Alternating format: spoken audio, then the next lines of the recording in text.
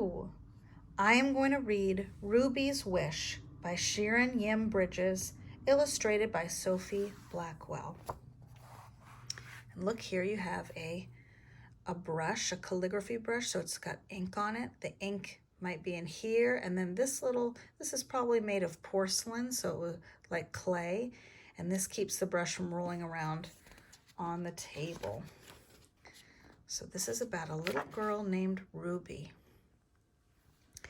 If you walk down a certain road in a certain city in China, past the pet market with its yellow and green rice birds hopping in their bamboo cages, and goldfish and terrapins, see the little turtles, in their porcelain bowls, you will come to a block of houses, 5 houses wide and 7 houses deep.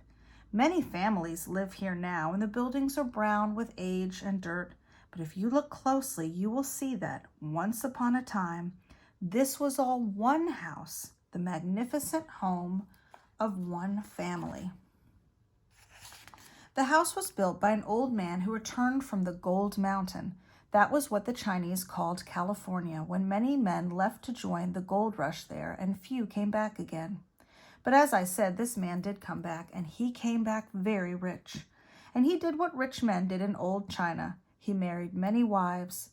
His wives had many sons, and these sons also had many wives. So at one time the house was filled with the shrieks and laughter of over 100 children. Amongst these children was a little girl that everyone called Ruby because she loved the color red. In China, red is the color of celebration. On New Year's Day, children receive red envelopes full of good luck money. Brides wear red on their wedding days, but Ruby insisted on wearing red every day. Even when her mother made her wear somber colors like all the other cousins, Ruby would tie up her jet black hair with red ribbons. Because he had so many grandchildren, Ruby's grandfather hired a teacher to come to the house. Any grandchild who wanted to learn could join the classes. This was unusual in China in those days when most girls were never taught to read or write. Whenever the weather was fine, classes were held in the garden. The windows of Ruby's grandfather's office opened onto that garden. Often he would rise from his desk to gaze out of his windows at his grandchildren. Here you see an abacus, and you could move the little beads to count. Look at their scrolls of paper. And they've got little ink in there. They pick up the ink with that, and then they write with it. Oh, look at this. One day, Ruby's grandfather looked down from his window to see the high white wall of the garden plastered with calligraphy. So calligraphy was that first brush I showed you. They're using it with ink to paint these characters. And the characters are how you write in Mandarin or other languages in China.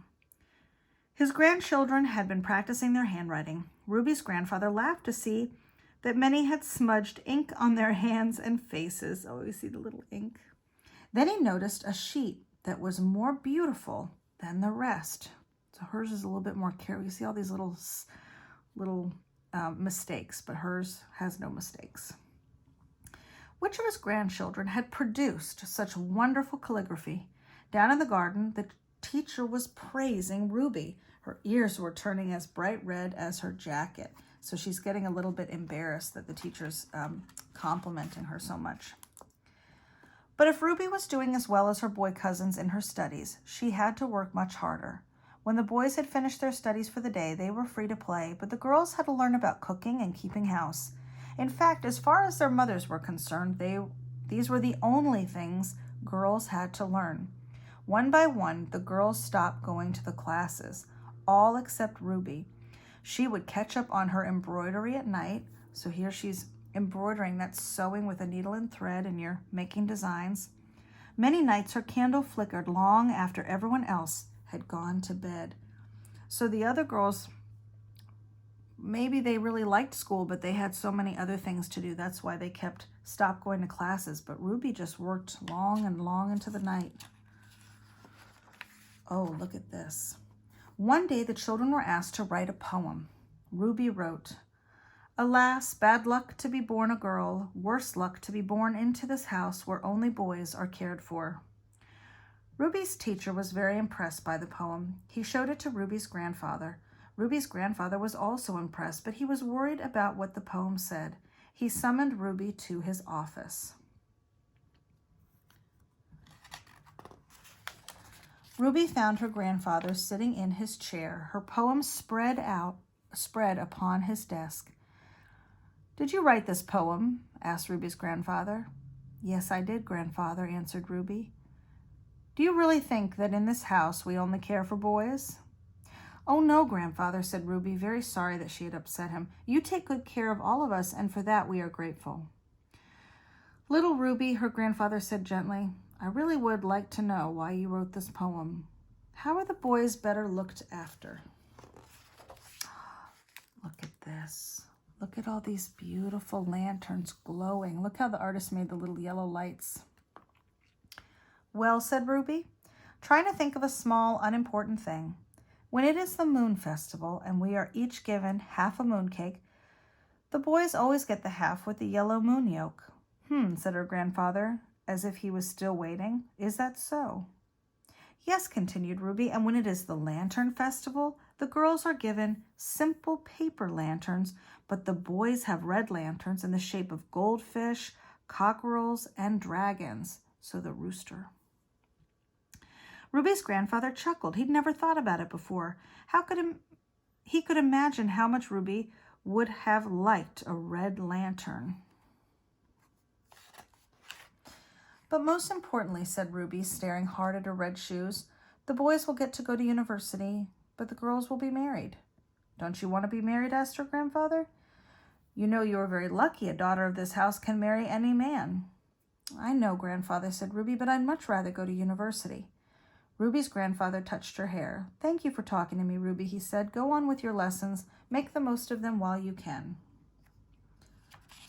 So here, all the boys can go on and learn more things at the university, like going to college, and the girls are not allowed to, so she feels very sad that she is going to miss out on that. She wants to have an education.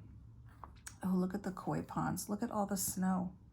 So Ruby went on with her lessons. Some of the boys grew up and went away to university. Some stayed in the house and started families of their own. But when they grew up, all the girls were married and sent away to live in their husbands' homes. Ruby knew it would soon be her turn. In the ponds, Ruby could see the orange and white carp gulping for breath under a thin layer of ice. It would soon be Chinese New Year. Ruby felt sure it would be her last one at home. On New Year's Day, Ruby put on red velvet shoes and tied red ribbons in her hair. Then she went to wish everyone a Happy New Year. She started with her married cousins and worked her way up through the parents, aunts, and uncles. Each one gave her a red packet full of lucky money. So there's the red envelope. That's usually given to children and unmarried men and women. Finally, she bowed before her grandfather. "Good luck and prosperity, grandfather," she said. "Good luck, little Ruby," replied her grandfather, and he handed her a very fat red packet.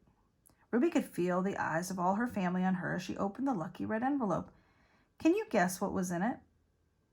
It wasn't money. It was something much better than that. What do you think it is? It was a letter from a university saying that they would be proud to accept Ruby as one of their very first female students. So that's how Ruby got her wish. It's a true story. And how do I know this?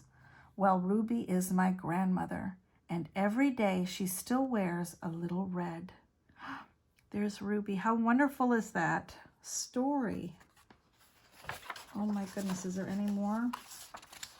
No. Okay, wasn't that wonderful?